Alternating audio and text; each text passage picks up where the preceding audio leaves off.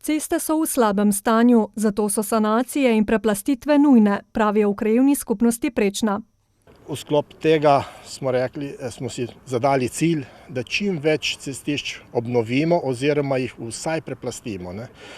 Tako smo z dobrim odnosom z izvajalcem Rune, tako imenovanim optičnim omrežjem, že uredili en del zelo uničenega cestišča Suhor-Kozerjev-Kav.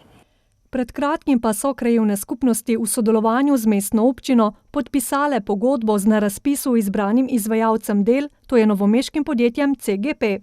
V tem poletju se že začenjajo te sanacije, gre kar za večje število odsekov, ki bojo seveda preplasteni v celoti.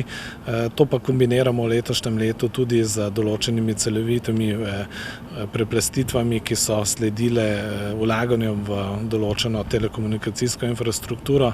Za sanacije in preplastitve bo šlo iz občinske blagajne skoraj 370 tisoč evrov. Dela bodo potekala na 19 cestnih odsekih v 5 krajevnih skupnostih. To so poleg Prečne še Birčna vas, Brusnice, Podgrad in Ušna sela. To se pravi, en odsek pride povezovalna cesta Prečna-Suhor. Tam je treba cestišče komplet odvzeti ven, nov tampon in potem asfaltno prevleka preko.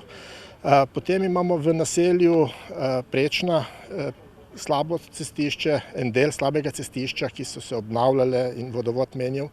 Tisti del bomo preplastili.